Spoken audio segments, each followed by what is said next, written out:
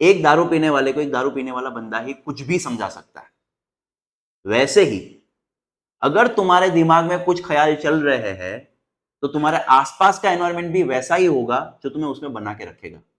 If you are not satisfied inside, people cannot make you satisfied from outside or anything cannot make you satisfied। जो तुम्हें चाहिए वो तुम्हें पहले अपने अंदर देखना पड़ेगा कि क्या मेरे अंदर ये चीज है। राइट, मैं एग्जांपल देता हूं।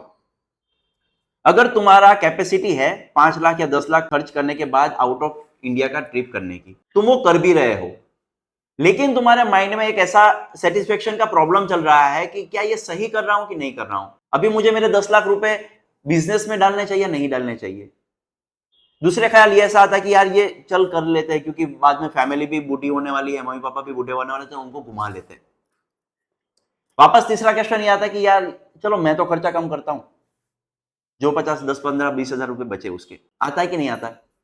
तो तुम जब ट्रिप की टिकट बुक करते हो वहां से लेके जब तक तुम वापस नहीं आता ना, तब तक तुम्हारे दिमाग में यही कैलकुलेशन चलता रहता है, जिसकी वजह से तुम कहीं पे भी कोई भी प्लेस पे जाने के बाद भी तुम वहां पे हैप्पी फील नहीं करोगे।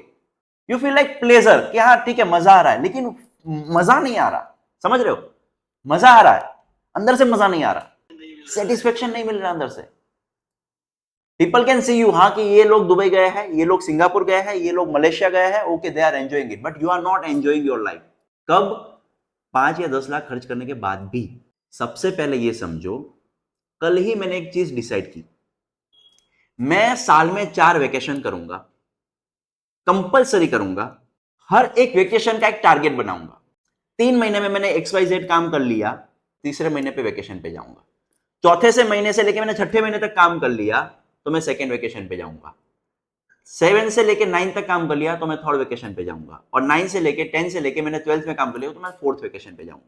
सो क्या हुआ, काम का काम किया, अचीवमेंट लिया और वेकेशन किया, जिससे मुझे सच में ऐसा लगे कि हाँ मैंने सच में कुछ उखाड़ा है ये 3 महीने के अंदर।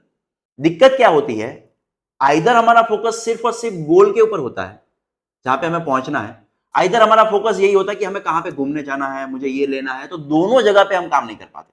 हमें मोबाइल भी लेना है और हम हमारे टारगेट्स को अचीव भी नहीं कर पा रहे। समझ रहे हो, दोनों अधूरे हैं।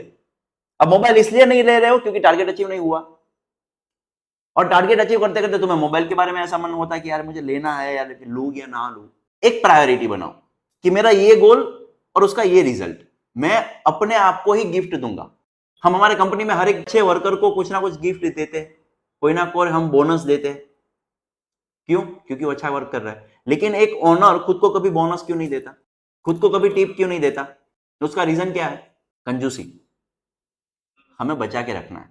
Make sense? समझ में आ रहा जो मैं कह रहा हूं? सेटिस्फेक्शन को तुमने इतना दबा दिया है कि अब तुम्हें किसी भी चीज में सेटिस्फेक्शन नहीं मिलेगा, चाहे तुम्हारा 100 करोड़ का टर्नओवर हो या 10,000 करोड़ का टर्नओवर हो। पहले एक बात यह समझो, रुपए और feelings, money and your emotions are different thing, but तुम उसको ही ब्लेम करते हो जो तुम्हें दिखाई देता है। इसलिए तुम किसको ब्लेम करोगे? पैसे को। क्यों? पैसा दिखाई देता है। तुम्हारे दिमाग में तुम्हारी नजर कभी अंदर जाएगी ही नहीं कि जहां पे तुम्हारे इमोशन क्या चल रहे हैं। अगर मैं पैसे कमा रहा हूं तो मैं पैसे के लिए भाग रहा हूं या फिर मैं हैप्पीली कमा रहा हूं?